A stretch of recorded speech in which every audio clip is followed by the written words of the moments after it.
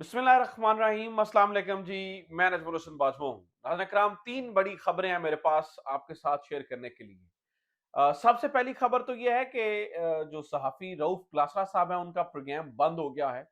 तो बहुत सारे लोग उन्हें उसी लिस्ट के अंदर डाल रहे हैं, जैसे जिन्हें कहा जा रहा है कि जनाब देखें, इनकी आवाज़ बंद कर दी गई है, ये इनकी आवाज़ जो है ना वो चलती रहनी चाहिए थी। देखिए, ये कलमा हक बुलंद कर रहे थे तो इस वजह से इनका प्रोग्राम बंद हुआ है।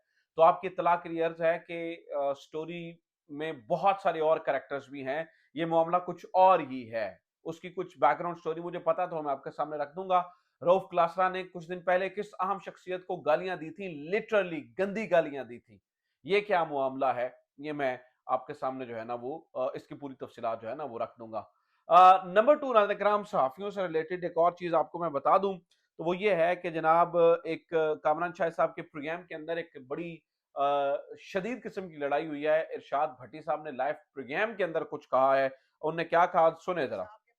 तो ये कैसे लड़ाई हुई है, जरा सुन लें, मैं फिर आपको बताता हूँ ये हुआ क्या। दफा हो जाए भाई, वो रजिस्टर यार, कैसे बदतमीजी वाली हर मर्तबा वो उनकी बात कर रहा हूँ, मैंने आपकी बात नहीं की। सर मेरे पास तो अलग है, रिसर्च ने मेरे लिया है। यानी कि शदीद तरीन लड़ाई। नाज़रीन किराम, दफा हो जाए, बदतमीजी, तुम्हें शर्म नहीं है, तुम एक सियासी जमात को डिफेंड करते हो, इस तरह की लड़ाई हुई है, बड़ी शदीद लड़ाई। तो ये क्या पूरा मामला हुआ, ये क्या वाकया हुआ, कामरान शाह साहब के प्रोग्राम में फिर कौन सी बात छिड़ी, कौन सी बात हुई। और फिर इसी से रिलेटेड नाज़रीन किराम खबर ये भी है कि रात 2 बजे किस जज को अगवा किया गया, कौन सी शख्सियत किस शख्सियत के कदमों में बैठी रही और क्या डिमांड्स करती रही, ये भी खबर है। और ये सारी यानी कि ये जो लड़ाई और ये जो खबरें हैं, ये एक ही समझ लें पैकेज है। ये भी ये दूसरे नंबर पे मैं आपके सामने रखूंगा।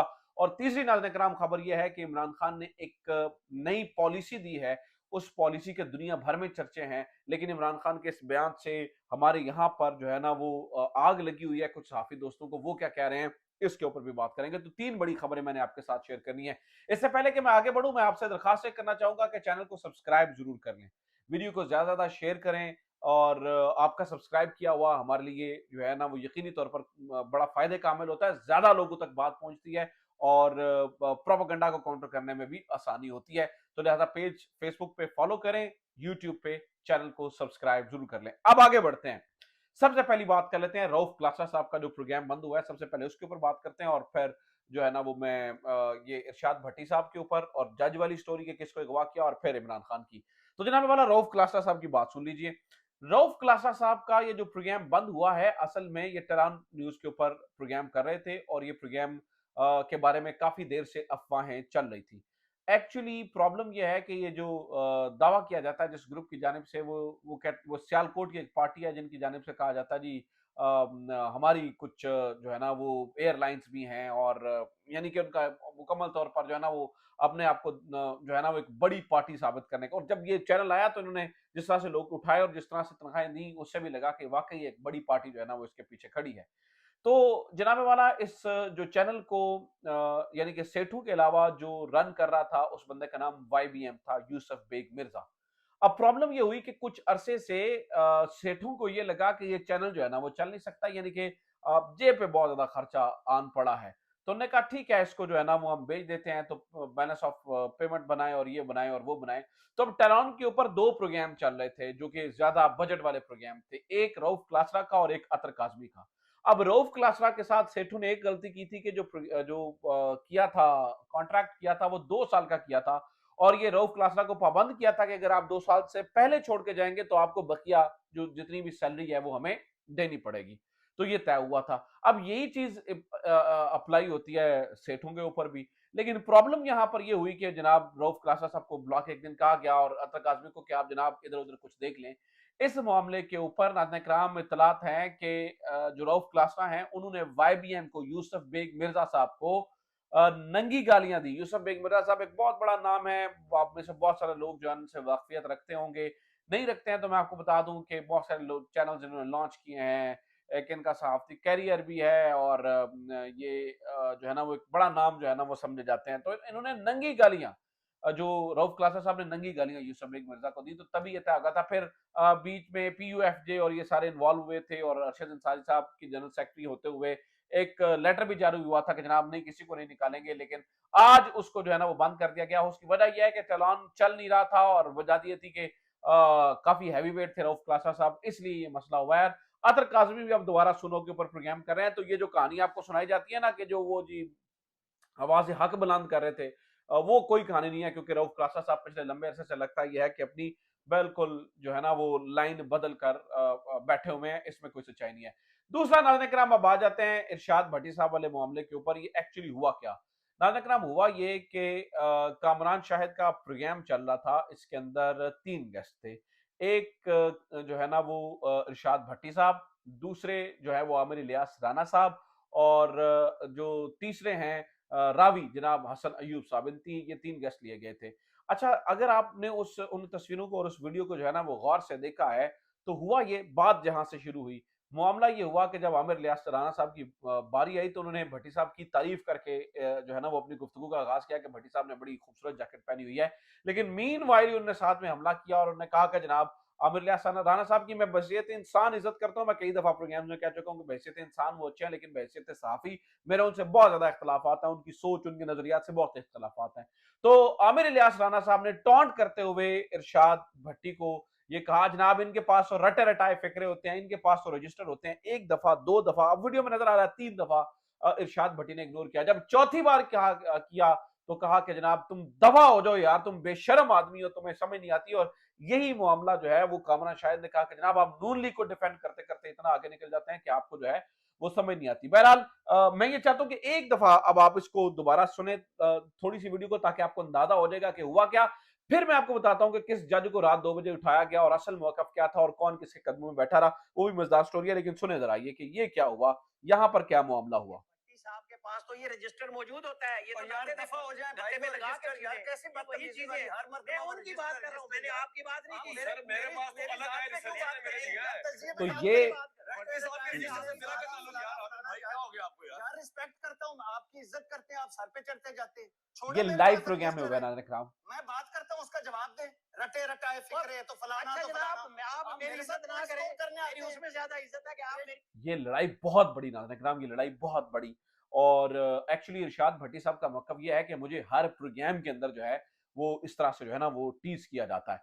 अब अच्छा जनाब ये तो खैर लड़ाई होगी। असल कहानी क्या है?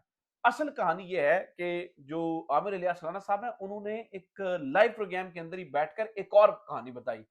उन्होंने कहा कि जनाब जिनको ये भट्टी साहब डिफेंड करते हुए नजर आ रहे हैं, असल में जो जज अरशद मलिक थे उनको कोट अनकोट बता रहा हूं, एजेंसियों ने अगवा किया फैसले से 2 दिन पहले, और अगवा करके फिर फैसले की रात 2 बजे उन्होंने अरशद मलिक साहब ने एक शख्स को फोन किया और कहा कि जनाब मुझसे मैं एक में सजा दूंगा और एक के अंदर जो है ना वो ये है कि झोल होगा। वजह यह है कि मुझे मेरी कुछ ऐसी वीडियोस दिखाई गई हैं, कुछ ऐसी चीजें दिखाई गई हैं जिनके ऊपर जो है ना वो मैं रेजिस्ट नहीं कर सकता हूं।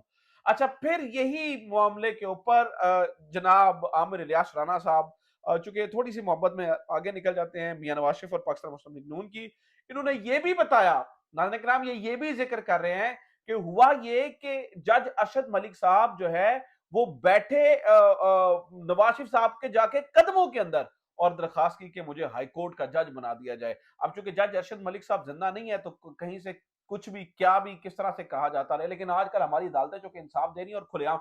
मिसाल देता हूं, एक और खबर सुन ले, आपको मजा आएगा खबर सुनकर।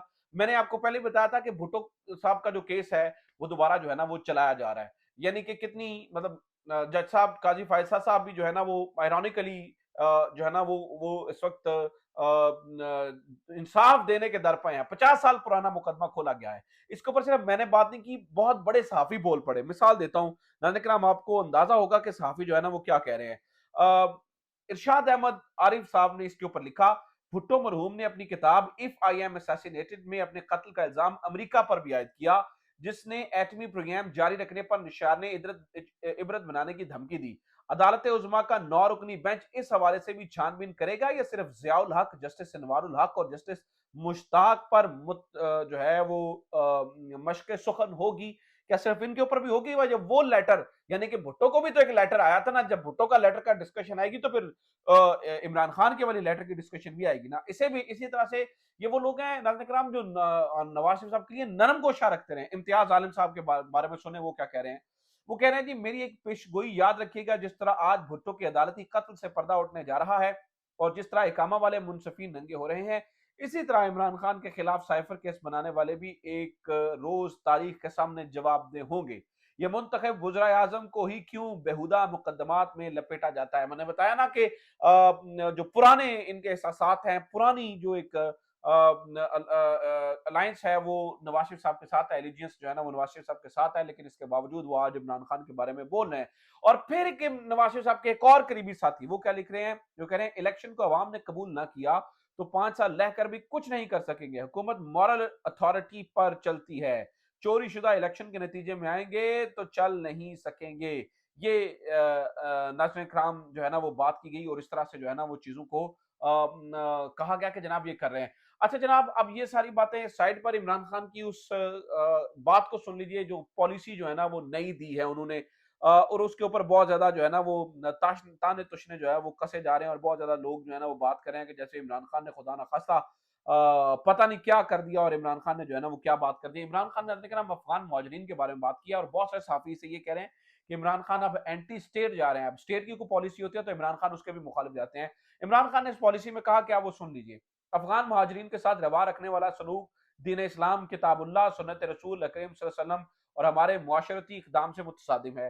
हिजरत को इस्लाम में खास मकाम हासिल है और हजरत मूसा जनाब इब्राहीम अलैहिस्सलाम और रसूल अकरम सल्लल्लाहु अलैहि वसल्लम समेत जलीलुल कद्र पैगंबर हिजरत के मराहिल से गुजरे।